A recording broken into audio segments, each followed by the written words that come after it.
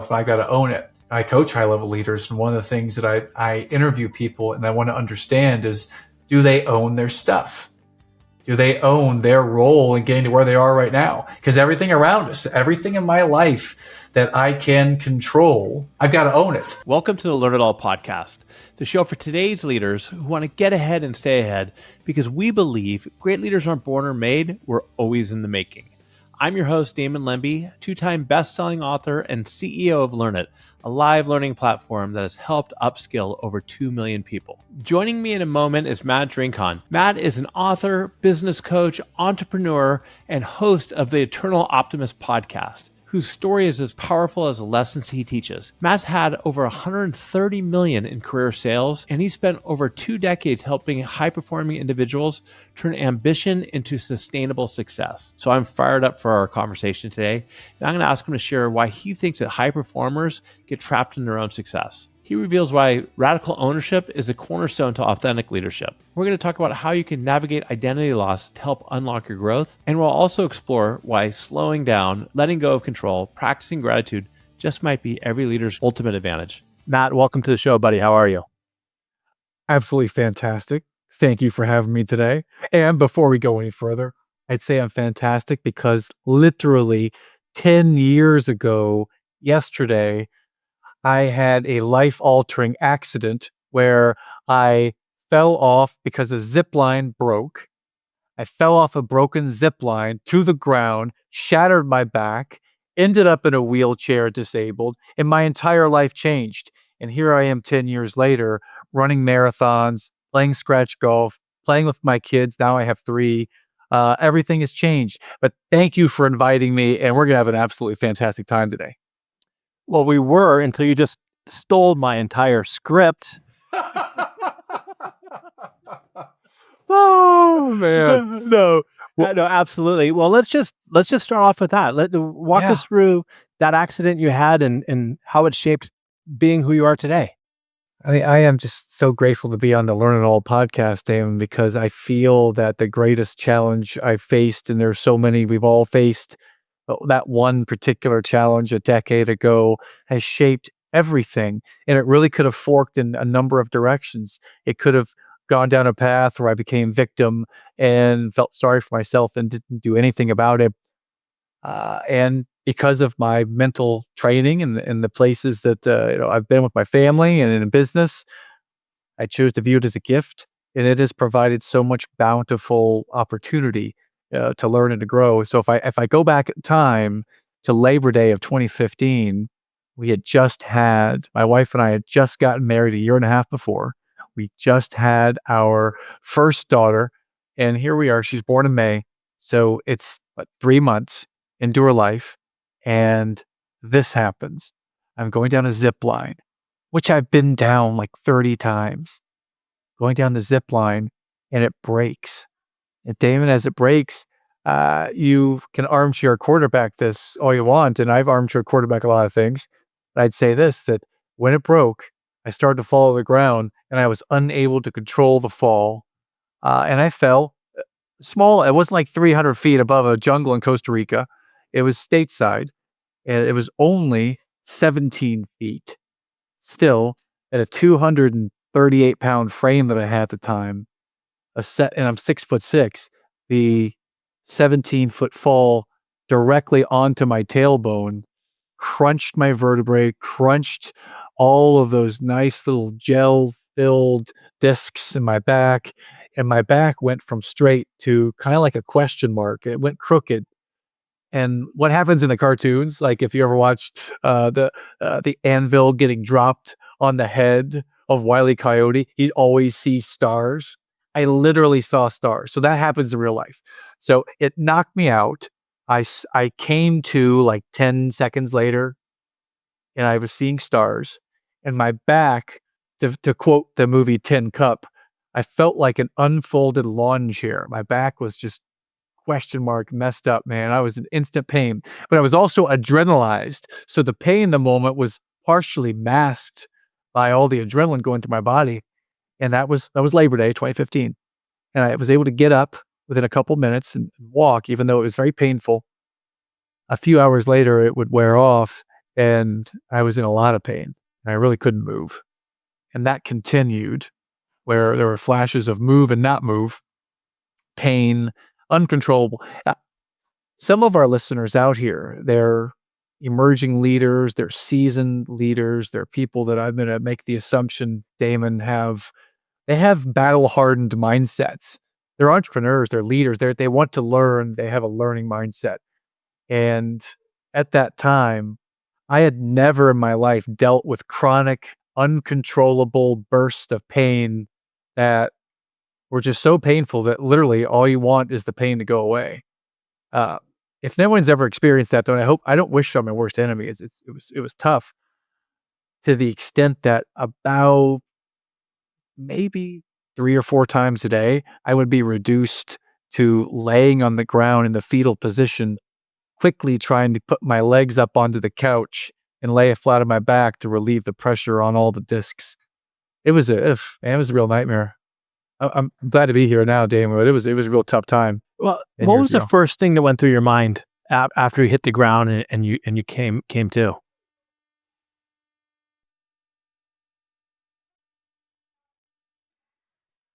I did this to myself and I've got to own it. See, I've talked about this story a number of times, but I've not talked about every part of it. And there's a couple things I want to share about it. I mean, one of the things about it is that there was alcohol involved. There were a number of adult beverages that the people at the party were consuming. I can be, always have been a little bit of a showboat. I'm an only child, so I like the attention, and I like to be up on the Zipline spinning in circles, doing crazy fun stuff, right? Uh, I'd already gone down that same Zipline like 4 or 5 times, right? And really, it had started to wear off. I was just trying to do more daring things. I mean, there's so many things that if I could go back and do it again, I probably would have gone back and done it again if you asked me around the time it happened. But now, the first thing that came through my mind was, I did this to myself. I got to own it. And I would challenge our leaders here. It gets to do a great leadership discussion. I coach high level leaders, and one of the things that I interview people and I want to understand is, do they own their stuff? Do they own their role in getting to where they are right now? Because everything around us, everything in my life that I can control, which are some things, I've got to own it. If I have a tough time with my wife of almost 12 years now, then I have to own my part in it. Yeah, she may have her stuff too, but I brought me to the table. So I have to own my role in it. So the first thought that came to my mind, honestly, was I've got to own me and my part that led to this. So that was the first thought that came to mind, is ownership and what I need to own. And then how from there, I mean, we're gonna get back to that part in a second, but from there, in my research on you, you tried everything. You didn't want to go under the knife again because you did that a lot when you were younger. But from there, you tried everything from acupuncture to psychedelics and whatever. What kept the your mentality up of continuing to try and go and not giving up? Someone said once, some wise person said that if you have your health, you have everything. If you don't have your health, you have nothing. And how many times do we face that reality in our life where we take it for granted? And I had taken my health for granted, Damon. And the challenge was all of a sudden this strong, healthy, 6'6" man whose identity is around being the tallest person in every room, the athletic, competitive person who pretty confident, pretty skilled at a lot of bar games or sports or things of that nature. Yeah, that was my identity. It was wrapped around those things, and that all was shattered when I was coming to the conclusion that I'm not able to play golf anymore. And to take it a step further past the golf, that I was scratch golfer, I was playing golf pretty frequently. I wasn't able to stand up and cook. I was the cook in our family. I wasn't able to pick up my about 25-pound child who was 3 months old. I wasn't even able, if I'm going to get real, I wasn't able to make love to my wife. I wasn't able to walk upstairs. In the last 3 months before I finally had the surgery, spinal surgery that is, I hadn't been upstairs. In the last 5 weeks, I didn't leave the house. I didn't leave the downstairs of my house for 5 weeks. So I was ashamed and embarrassed that I'd let this thing happen to me, that I needed to own my actions, and I didn't take a lot of pictures of myself in that phase in life, right? So I I needed to own it, and I needed to be honest with myself and my family that if I don't own this, if I don't take some kind of action, then this is probably not the life that my wife expected. It's not what she wanted. It's not what I wanted.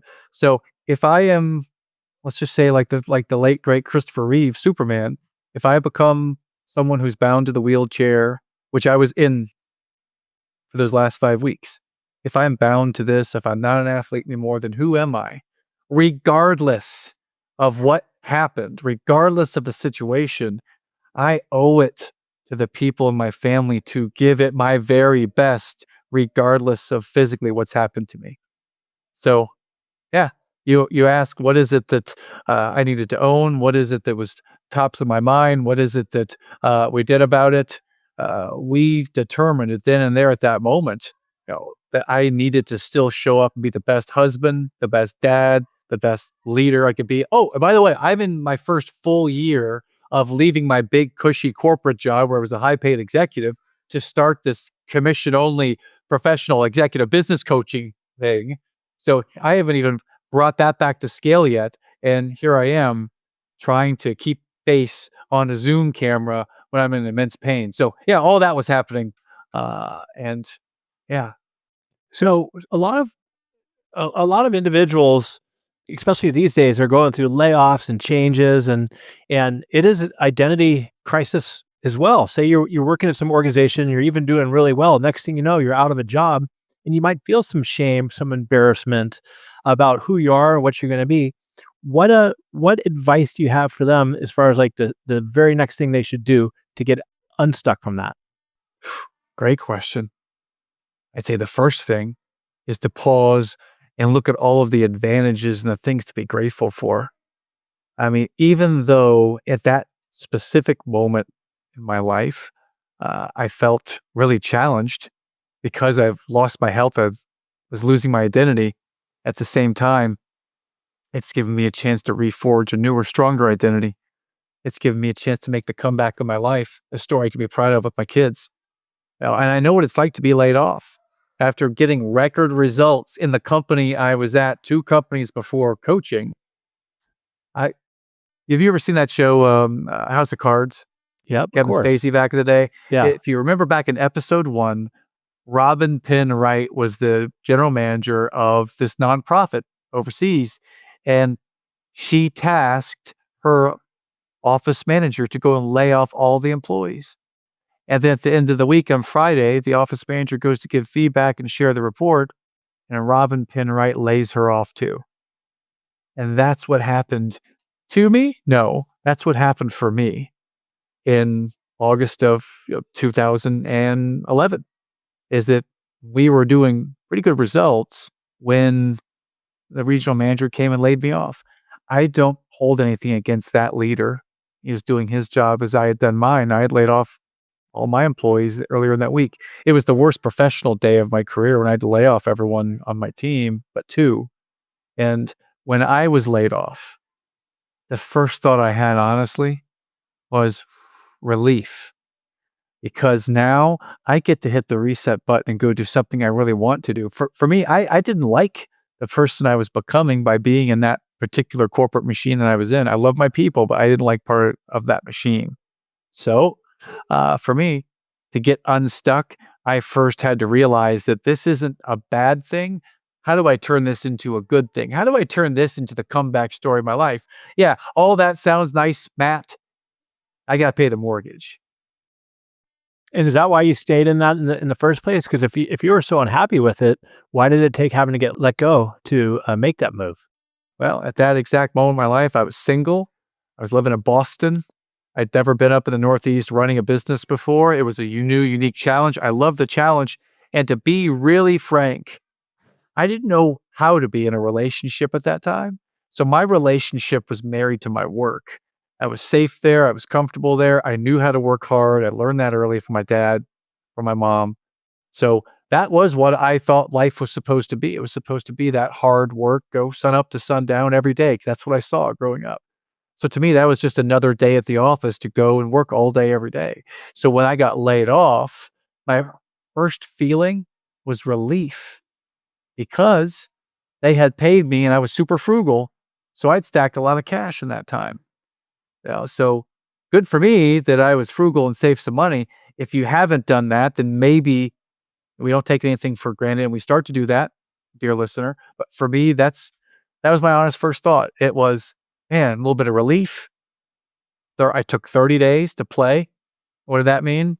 Well, I was a 34-year-old single man living in Boston. I basically had two friends, and I played video games for 5 or 6 hours a day with a friend because I was okay for money for a little while. I tell you what, though, on day 31, I made a list of 54 people that may be able to hire me, and I reached out to all of them, and I literally had a job offer by the end of that week. And they flew me to Charlotte, and I got hired for my second real corporate job ever.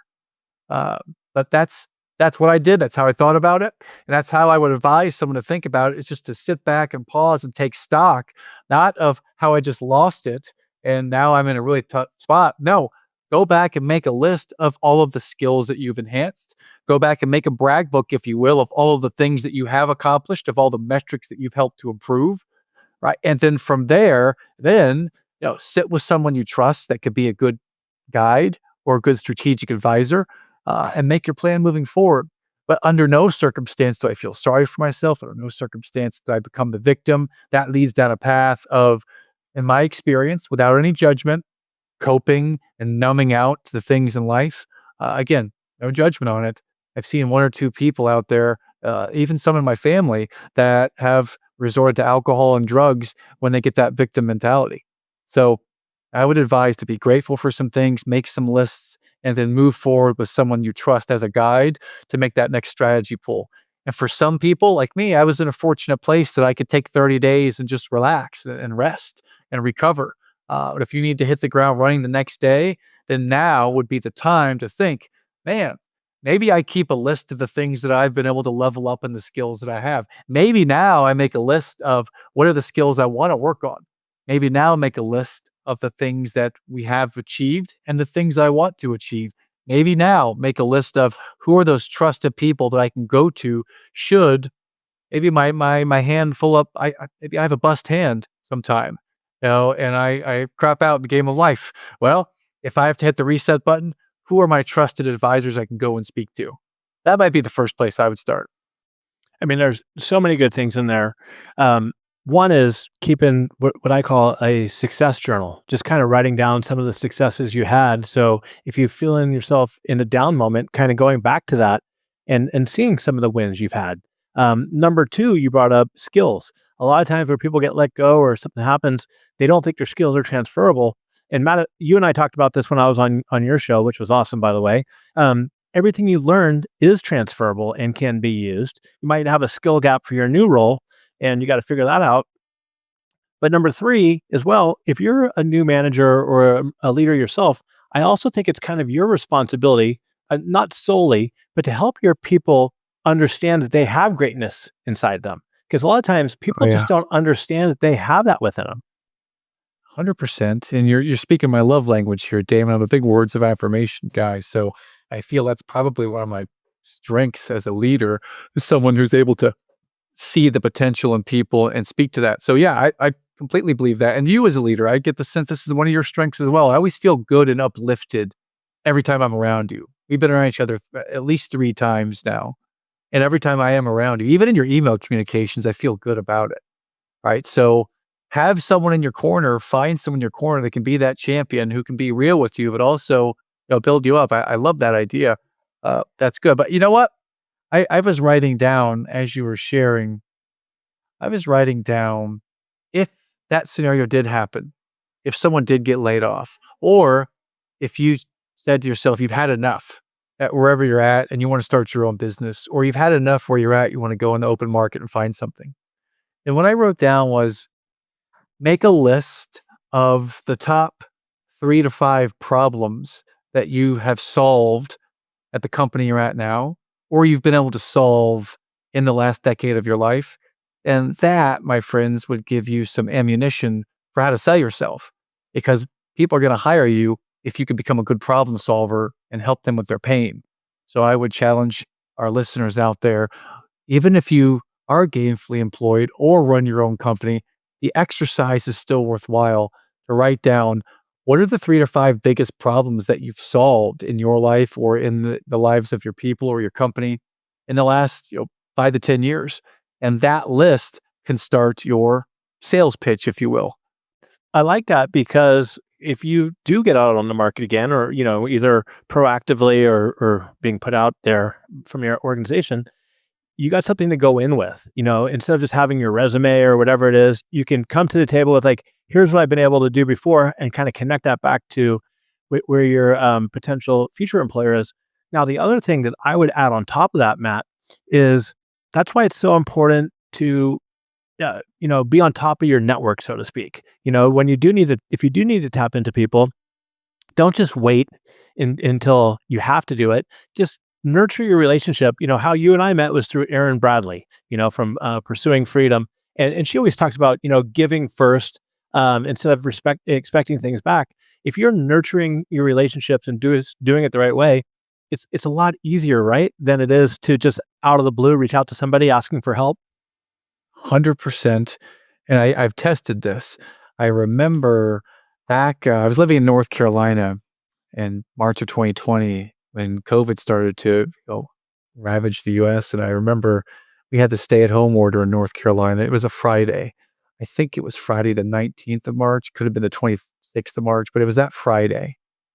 And I remember thinking for a half a second, I might go out of business, because paying for executive coaching is not exactly the same as keeping the lights on or paying your team. So for a second, I thought I might be out of business. And then I flipped that.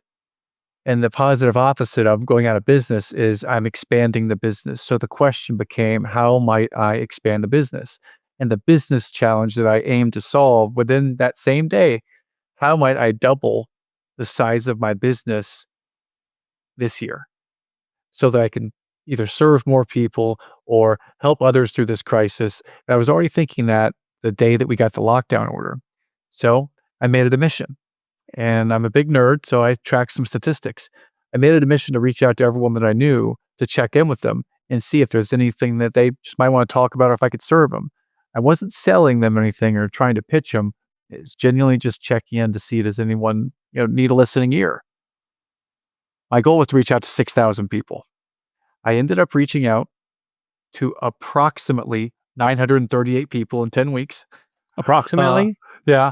257 of them actually responded to me. Okay.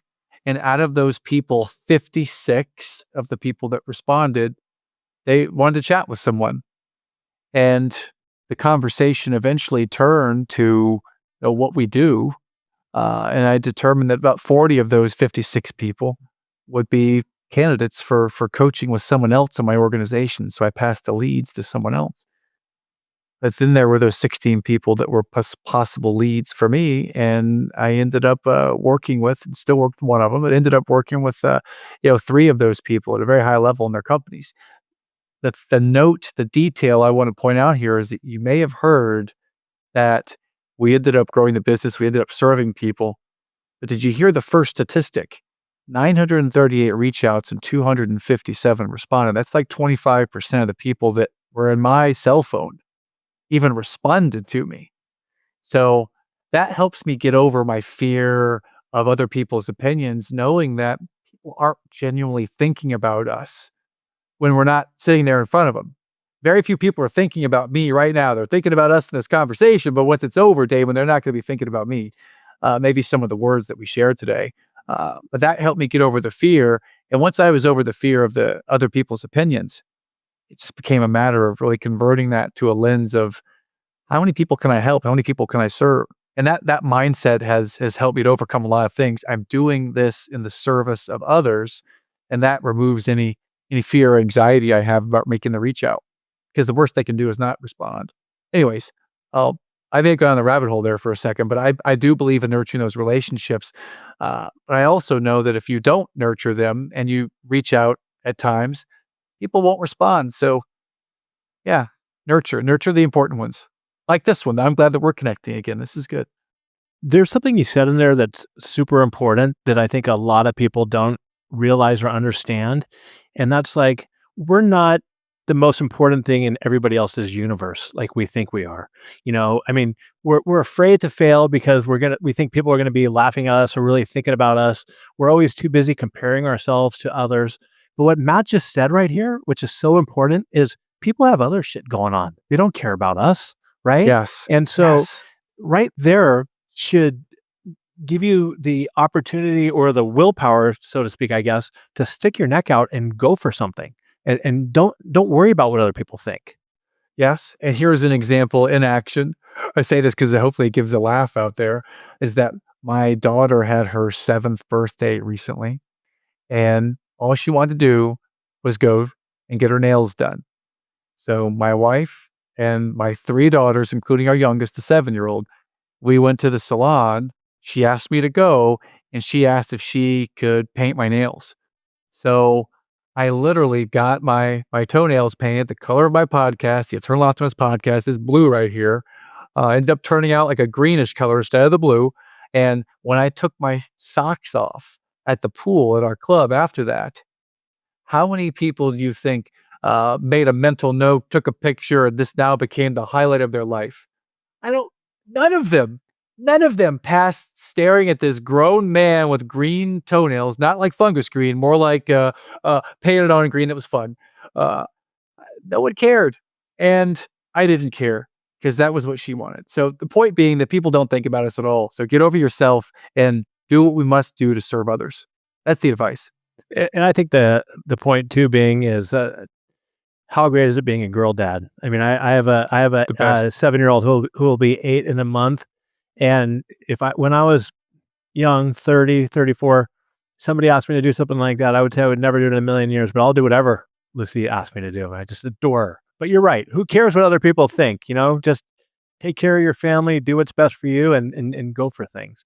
Now, talking about your work a little bit. So you said that there was 46 people responded. 16 of those you actually worked with. 30 you passed on. So I think an important note there is that you were really kind of laser focused on, it sounds like, who you could serve best, which a lot of times business owners make a big mistake, Matt. They'll just take on everybody because they just want the business, and because they don't have the clarity or the know-how or whatever you want to say to do what's best. Walk us through that a little bit about how you help your customers with that process, or just start with yourself. Start high level. Many owners start, and I think many of us start. I started in multiple businesses. You need to keep the lights on. You need to get clients. So many people start by taking any client they can. I've done that in numerous businesses. You get to a certain level where be a little bit more defined in who you serve as the owner of the company, as the person serving clients, or as the team serving clients. Who is that niche client for you? Some leaders, they never get to a point where they do that and their business never scales. But those who want to scale, they eventually run into capacity problem unless they serve their ideal client. So who is that person, that ideal client? So part of the business game is being able to identify who is that ideal client. How do I take the clients that at once were my trusted, amazing clients, and either hand them off to someone in the company, because my company, there are different levels of scale inside the company, or hand them off to someone that can now serve their needs, because as you grow in business, your ability to hone in on the most important type of ideal client, that's got to grow too. Right. So some of the challenges that owners face are, well, I have a hard time like saying no to someone that wants to work with me. So I just keep taking everyone on. I don't know how to say no. That's one problem, setting boundaries or setting criteria. Another problem is, man, now that I've got all these clients, it's not like I can't say no. I pick the right ones now, but how do I raise the rates or keep working with my legacy clients that are over there at that place that's not profitable? And it's really bringing down the service side of my business. How do I do that? Right. And then the biggest thing that owners face, at least the owners that I coach highly functioning workaholics and high performing perfectionists or recovering perfectionists. You ever met anyone like that who's an owner that needs to be in control of every decision, that has to be there to add their 5% on top of already really good ideas. It just kills the morale of the people. Right? That's the person I work really well with to help them go from being, I need to be in charge of everything at the center of every decision to empowering my people to do it. And that is a mindset that I feel that's probably the most important skill or place I'm leading people through now. Did that answer the question? Because I started going there and I No, forgot the question, but that's it where we did go. answer the question. Essentially, when a customer comes to you, a prospect comes to you, a lot of times they're the bottleneck. They're the ones where everything stops with them, and you can't scale because of that. So, can you share an example? It doesn't matter who it is, but a success story of how you've helped work somebody through that. Yeah, so I'll take, let's see, I'll take one very specific example. There was and is, I'm still working with this company. There's a father-son combination, and there's two levels of challenge here. One, the father wants the son to take over the business and succeed him as the business owner. So there's the father-son dynamic and the father getting out of the son's way. Two is that both of them want to be in control. And as they start to hire employees, they're not clear on who reports. They report to the father or the son. Number one challenge. Next challenge is the father and the son both want to be the boss. So not only do they not know who they're reporting to, but with two bosses giving conflicting priorities are unclear. Number three challenge is that neither one of them wants to empower the employees. They simply want to be involved in every decision. Everything has got to go through both of them.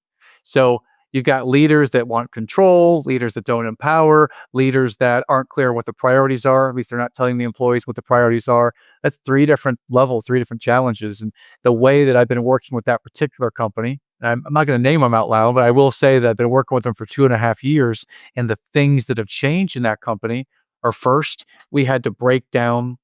I mean, we're going to go deep here for a second. Can we go deep, get granular? Yeah, come on. Okay. This is good.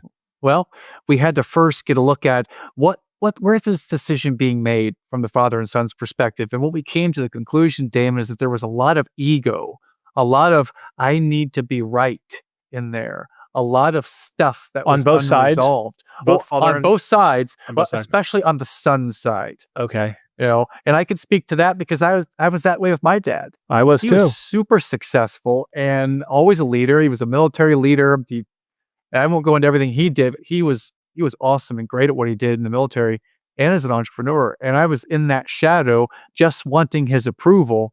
And I remember when he passed away 20 years ago on Memorial Day, but before, and I was 28, but before he did, I knew he was super successful. I knew he was smart. I knew he was right. And I still had so much ego that I couldn't hear him and I couldn't acknowledge of how right and strong and skilled he was because he would never admit it to me. I didn't get a whole lot of good job. I didn't get a whole lot of pat on the back saying you did well here. That's all I really wanted. And I didn't get any of that. So there was ego from me, ego from him. I walk into a relationship in the niche that I coach in, which there's a lot of financial advisors, a lot of entrepreneurs, and even specifically, generational between family members is even a more specific niche, breaking down that ego for both of them and getting to what do you want most? And in order to get there, what part of you do you have to let go of? And they both need to let go of some of their ego. And it took the first year of having them talk back and forth in a very specific style and method. And once they were able to let go of their ego, then it just became a matter of teaching them business systems and business people get systems once you teach it to them. But it's the people communication stuff and the ego we got to get out of the way. So that's always the hard part of business coaching for most, is that some coaches will go straight to fix the system. But the communication and the people are having issues. And you can work on the systems, the people still have their issues.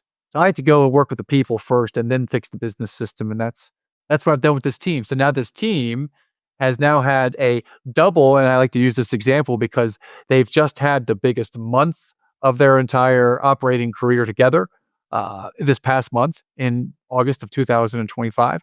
And they're going to have the best breakthrough year by 3x their best year ever. How? It's like this whole one-on-one, 1+1=3 thing that Dan Sullivan talks about, strategic coach, who, by the way, I have coaches. I am a coach, but I also get coached. So I'm always want to learn, which is why I think I love the Learn It All podcast. But they had to let go of their egos first and let go of the people stuff first. And then the rest just Now they're just learning as much as they can.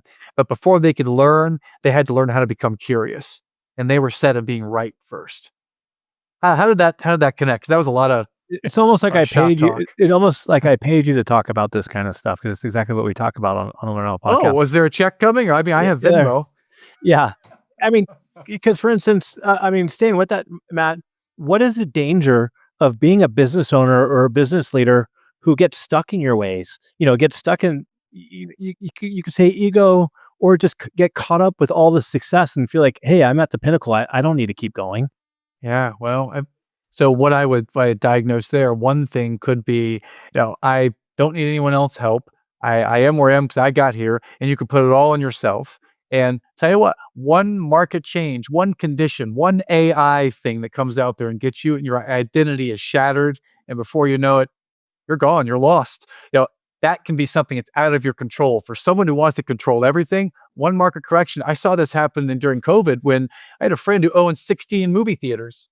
And literally within 2 months of COVID happening, they were out of business. This is a multimillionaire that's cash flowing hundreds of thousands of dollars. And it's gone, like literally gone in a quarter. And that person, I still don't know if I haven't talked to him in years. I don't know if they recovered. So there is danger to you being the only person who only listens to yourself, and you are the person that knows everything yourself. There's that. There's also the danger that if you're in an echo chamber where you ask people for feedback and they give you honest feedback, and your response is, "Oh, I already tried that. What else you got?" Or, "Hey, that's good. And let's add this on top of it," where you always take the idea and add your 2 cents. That's really demoralizing to any innovator. So you're going to have a company of people that just only follow. And if you are the only one that's coming up with ideas and everyone else is saying yes to you, then to me, that is the place where the employees are miserable, the owner themselves, they're not getting any fresh stuff happening. It's only off of their brain. And that could be fine. It's been my experience. A lot of those companies are ego ran. Right. And if that's you out there, dear listener, and you're finding success, great. I'm happy for you. There are exceptions to that rule. Overall, in business, it's been my experience that if the leader's not open to being coached, the leader has to have the last say. Everything has to run through the leader. That discourages super high performers from staying with you over time. Yeah. Anyways, those are yeah. I, I call it resulting in the sense that you're getting resulting. So it's just like drunk driving. It's the wrong thing to do, even if you make it home safe, right? Oh yeah, yeah. Running an organization where you have to make all the decisions. It's a yes man organization. Even Matt, even you say right now, some organizations are successful doing that. I think at the end of the day, that luck's going to run out at some point. Whether it's AI or something else, the best organizations that we work with that I've seen is the leader's humble. He or she understands. They don't have all the answers. They surround themselves with talented people. They tap into their strengths and they create an environment that brings innovation. And that's where people want to work at these days. They don't want to be paycheck players. They want to show up and feel like that they can, contribute. Yes, 4 years ago, I started to work with an owner who was out of this company as a franchise. There were 57, uh, maybe 57 full-time franchises of this particular brand around the country, or 57 franchise owners, and this person was number 54 out of 57 in the stack ranking of their overall results. Here we are 4 years later. They're up to number 2. How'd that happen? Well, it wasn't because I'm a miracle worker. It's because I was able to ask them some clarifying questions that they took action on. Here are the questions. First, we had to ask them, what is it you really want most? It's surprising to me, without judgment, surprising to me how few leaders are still able to crystal clear, articulately answer what it is they want, where it is they're headed. They can speak in generalities, but not specifics sometimes. So first, identify what we want. Second, what are the perceived barriers, blocks, or challenges that are in your way? Right. And it's also shocking to me how the blind spots of what they think it's this and this. And in many cases, it's not necessarily just those things. In many cases, in this leader's case, it was the leader himself. And he couldn't see that because he was in kind of in your own bottle. You can't see yourself. Right. So he couldn't see that it was him. he was doing some of these behaviors and acting out the way that we've been talking about, not listening to his people, not having a development plan for his people. It was all about him. And he was a master at living in the moment, being a firefighter, being highly reactive. That sucks the soul and energy and life out of high performers over time. They'll do it if they have to.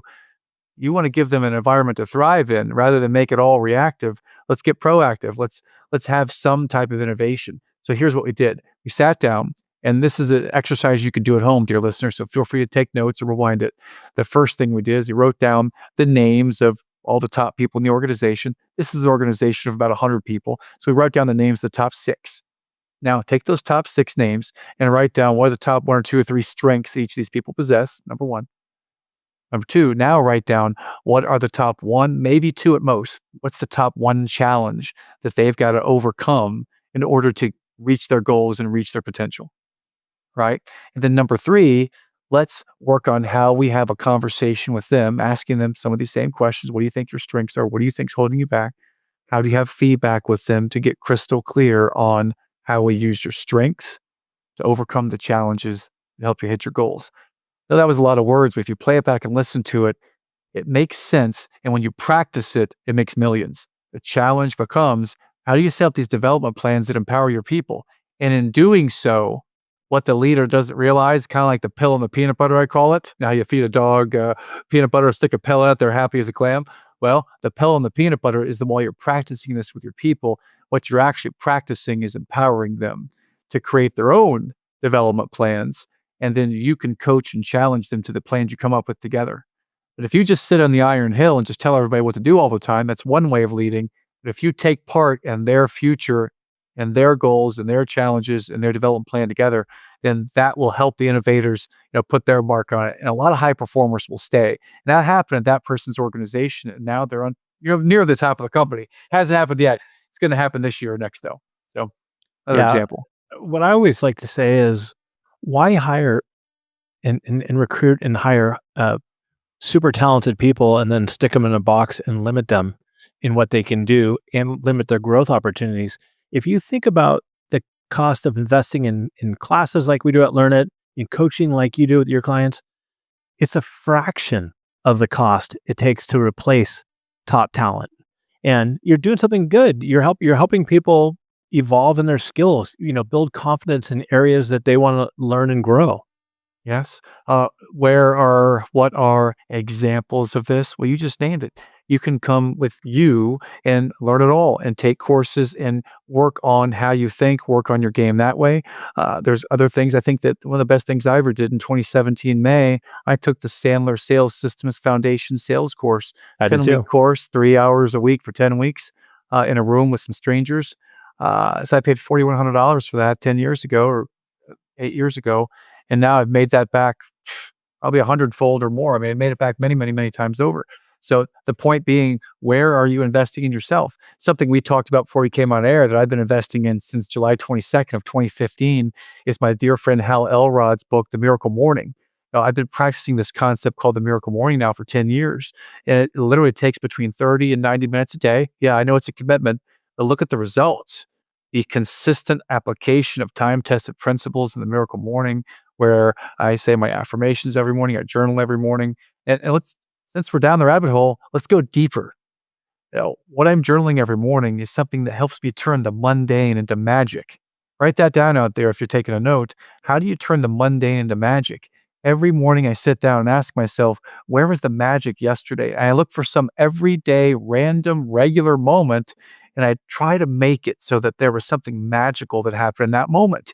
And when you start to look for magic in the mundane, what happens is your inner peace goes up, your ability to stay present enhances dramatically. And that, my friends, is one antidote to burnout and stress, or is the solution, as I would call it, inner peace. Is to find the magic in the mundane. But I'll jump back up a layer. The Miracle Morning practice, again, that I learned from my friend Hal Elrod, that my good friend Matt King's wife, Jamie, gave me the book back in 2015, has had a monumental impact. That is continuing to sharpen the saw over and over and over and over and over again. So you're looking for places to invest. Heck, I'm not here to give a sales pitch. If you're looking for some coaching, then come to my company, Pro Advisor Coach. I got 100 coaches that can serve you. So the point is, find somewhere to invest in yourself. It could be a mastermind. I'm in the Front Row Dads, great place for dads out there. Go to Damon, Learn It All podcast today, or go and work with him and his company. Find some way to continue sharpening and resharpening and honing over and over and over again. You know, the best thing that happened since I moved here 10 weeks ago, I moved from Charlotte to St. Simons, Georgia. Every day I take the kids to school. After I drop them off, I go to the golf course and I practice for about 25 to 35 minutes, just 25, 35 minutes. The number of times I've shot in the 60s since I've been here on the island has been more this summer than it was in my last decade combined, because I practice every day for half an hour. What is it, dear listener out there, that you are so committed to achieving or to being or to doing that you're willing to put in practice every day for half an hour? Half an hour a day, you can achieve anything you want. So thanks for giving me that soapbox, because I believe that. Well, and it's true. I mean, basically what you're saying is you don't need to go to the gym twice a month and run on a treadmill for 4 hours. That's not going to work. It's just carving out 20, 30 minutes, being consistent and being intentional on what you practice as well. I think that's important. And you will see improvement. And Matt King, is he the president or CEO of GoBundance? Well, I had that Matt King on the podcast too. That's not the Matt King I'm talking different one? about. But Okay. yeah, different Matt King. I But yeah, was just going to say, because I had him on the podcast. he's a sharpener too. Always he's- constantly learning and sharpening. Yeah. So yeah, iron sharpens iron. So Iron sharpens iron. Yeah. Yeah. Yeah. In fact, I had another guy who runs the mastermind Iron Sharpens Iron on the podcast as well. So yeah, there are so many places to sharpen out there. You just got to go find them. If you're hungry and curious, then you can accomplish anything with that mindset. But if you're closed off and have to always be right, then my professional advice would be to work on that ego and work with someone who'll tell you the truth, not just say yes. Yeah, you can accomplish anything. And, I mean, Matt, you're obviously a great dude. And Obviously. obviously, right? I mean, go watch my episode with Matt. He gives me a bunch of compliments right off the bat. We had a great time on the Eternal Optimist. Now, we started off with your injury in 2015, but I want to kind of end up with something that you and I have in common is we both really loved and admired our dads a lot, quite a bit, and they're both gone. But take me back to when you were in 7th grade and you got your lunch pail and you're sitting in the bathroom all by yourself because nobody wants to sit with you. What did your dad say to you that day when you came home? And you're taking me back. I remember this very specifically because I moved 17 times in 21 years because of my dad's job. And I remember the hardest move was the one in 7th grade. We moved from Fort Worth, Texas to upstate New York. And I remember the hardest thing about moving is the first day at school at lunchtime. Because if you haven't made friends yet or don't know where to go yet, where do you sit? And I remember going to sit at a table. This is at upstate New York at Staley Junior High School. I don't know if it's still there, but I remember going to Staley, and I remember walking in there. There was a guy named Steve. He was sitting next to Ricky. Ricky was the cool kid, the New Jersey Devil shirt on, spiky hair, and those black Nikes they used to have back in the day. And I go to sit down, and Steve says, "You can't sit here." And I didn't have the confidence or the self-assurance I have now. I didn't know how to parry that jab, so I went and sat in the bathroom. That was the only time in my entire life I ever went and sat in the bathroom. I didn't cry about it there, but I was really, really upset about it. And I remember, this was sad. I was just really sad and lonely. And went home, and my dad, and one of the many wisdom sessions he shared with me, he said, sometimes you're going to have people like that. And when that kind of stuff happens, what do you do? Well, what you do is you have the choice to decide how you're going to respond to it. And you can respond and be the victim. You can respond and go after it and take the offense. But for me, I chose to respond with a positive attitude, get back up and try it again the next day. And that's why every day, still to this day, this is way back when I was 13 years old. Now I'm 48, 35 years later. Still to this day, I think I even flashed this to you before we started. I sit down every day and ask, how am I going to win the day? I got my list right here, one day at a time. How am I going to win the day? Right? And that practice, even though I didn't start it that day, the beginning of that started that day when he gave me feedback that I have the choice. I get to choose how to respond to this. And I choose to show up. I choose to show up and give my best, even when I'm down, even when the chips have been thrown in there and I lost them. I choose to hit the reset button and get back up every day. What else can we do? What if we did anything other than that? I don't know where it'd be. So thanks for asking. It's a cool question. It takes me back to a time that I cherished a dad. So thanks. And listeners out there, I mean, here's one thing that I always say is an underrated skill or trait is showing up even when you don't want to. And just because that's when your team needs you the most. And that's when your team's looking, and not even just your team, your wife, your spouse, your kids is showing up. And that's what I loved about that story about your dad is because, you got down, but you bounced back up and you did it again. That was the start of really your resilience and your mindset and all your optimism, which I think is a beautiful story. Yeah. So at the end of the day, by consistent practice, and again, back to this thing of practice, you are, I think Aristotle said it, something to the effect of you become your habits. No, wait, James Clear said it, is that something to the effect of you are as successful as your habits or something of that nature. And my habits are I start every day at a real positive, right? At least I've got that going for me. And look where it's led. It's led to inner peace. It's led to being in a real good place today. And even if we weren't in a good place, we'd still be convinced that we are because now it's unconsciously competent, it's unconsciously running on autopilot, these ideas that as soon as stuff hits the fan, what's the gift in the moment? How can I use this to my advantage? How can I use this challenging scenario right here to learn something that I can teach my kids or share with the world, right? There's no other way. Right? So I hope that you, dear listener, take something from this and feel free to reach out to me or Damon to share what you heard or what you learned. But I thank you for the time today. This has been amazing, Damon. Appreciate you, my friend. This has been awesome, buddy. So where can our audience connect with you at? Well, you could probably go to my podcast, the Eternal Optimist podcast, to find me out there. We've recorded about 300 episodes. We're on pause since I moved here, but we've got 300 episodes out there. Please go check those out, including Damon's episode. You could also just check me out on LinkedIn. I have all the social media stuff. I cut Facebook, Instagram, Twitter. I cut those things out of my life a while ago. I've got people running the account. But if you really want to connect with me, I still look at my LinkedIn account once or twice a week just to see if someone did reach out for help in some way. So if you want anything, I can't guarantee you that I'm going to put a whole lot of time, love, and energy into it. I will guarantee a response if you reach out to me from this show. But reach out to me on LinkedIn. Yeah, Matt Drinkhahn. There's only 12 Drinkhahns left in the whole world right now. So I'm one of them. Thank you. Awesome, Matt. And listeners, my challenge I have for you is think about what we talked about today and come up with what can you implement immediately. What is one small daily habit that you can incorporate if you're not incorporating anything right now that can start getting you thinking differently, get away from that victim mindset if you have it, or just go out and reach out to somebody you haven't spoke to in a while and see how they're doing. Help them. Start by giving and just do your best. Matt, you are beyond awesome. This is super fun. You got to check out his podcast, Eternal Optimist. He's got one of the top podcasts in the world. And until next time, everybody, stay curious, keep learning, and have a great day. Thank you. Goodbye. We immediately move into fear and avoidance. But think about that for just a minute. Isn't one of the number one things we have to handle as leaders, founders, startups, right, is uncertainty and risk?